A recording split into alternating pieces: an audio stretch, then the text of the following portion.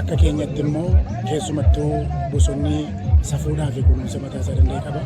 Abbootiin keenya akka godina Iluu Abbaa Boraatti yoo xiqqaate qabiyyee bosonaa godina keenya lafa hektaaraa jiru keessaa yoo xiqqaate parsantii 64 bisaa ol eeganii yeroo kana nuun ga'anii jiru.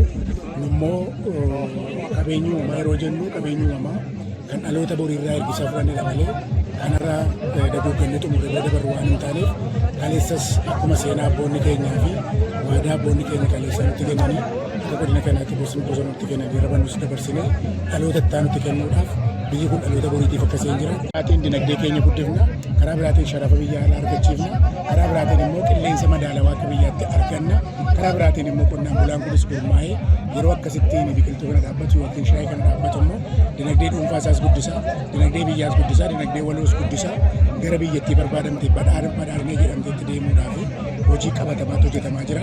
Keessumattuu akka waliigalatti akka godina keenyaatti bosonaa wajjiniin wal qabatee bal'inaan yoo jiraatellee nuu xiyyeeffannoon keenya maltii parbas kan ta'es ispeeshaalii warroota nyaataafis ta'uu danda'an bosonaafis ooluu danda'an qilleensa madaalii qilleensaatiifis ooluu danda'an irratti xiyyeeffannee bara kana hojii gurguddaa hojjetaa jirra jechuudha.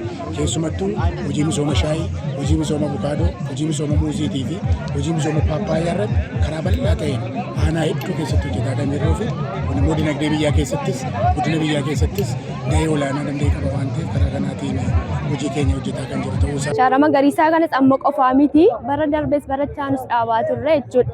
Maaliif wajjin dhaloota dhufuuf fayyada kunuunsaa jirras. Bareechinees immoo kana boodas ammas bareechinees hin dhaabna. Miliyoona 800 dhaabuuf akka biyyaatti karoorfame keessa godina Jimmaa aanaa Saqqaa Coqorsaatti har'a dhaabaa jirra. Bu'aan biqiltuu magariisaa kun akka biyyaatti bu'aa guddaa irraa arganneerra. Keessattuu eegumsa naannoo irratti, wabii nyaataa mirkaneessuu irratti akkasumas immoo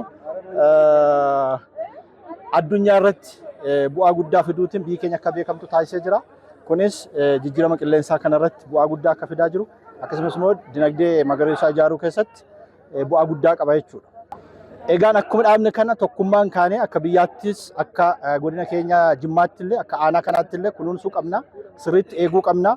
Keessattuu shaayiin har'a dhaabne kuni eegumsa biyyeef akkasuma immoo asiidummaa biyyee kana fooyyessuuf illee bu'aa guddaa waan qabuuf dinagdee guddaa bor carraa hojii irraa argannu waan ta'eef sirriitti kunuunsinee eegnee akkuma sakaanii fakkeenya guddaa irraa argachuu akka qabnu abdii qabna. Nuyis akka ministeera qonnaatti deeggarsa nurraa barbaadamu hundumaan goona jechuudha. Waggoottan 8 darban hojii hojjetameen naannoo keenya keessatti burqaawwan bishaanii dandamachuu deebi'anii burquu danda'aniiru.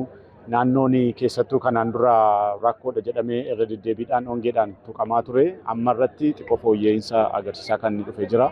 Akkasumas aadaan bosona deebisanii uwwisuu kanaan dura bosona ciruu hongeedhaaf dhimmoota saaxiluu danda'an uummata keenya gochaa ture sun deebi'ee akka duudhaa fi aadaa uummata keenyaatiin deebisee bosona kunuunfachuu akka ijoollee isaatti ilaaluun jalqabuunsa uwwisa bosona keenyaallee dhibbeentaa olaanaadhaan dabalee jira jechaadha.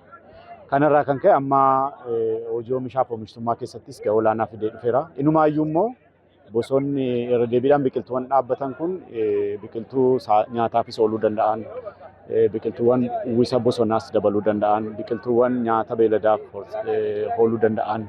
Isaan kun dhaqanii immoo soorata namaatiifis dabaliidhaan oomisha fiduu danda'anii jiru.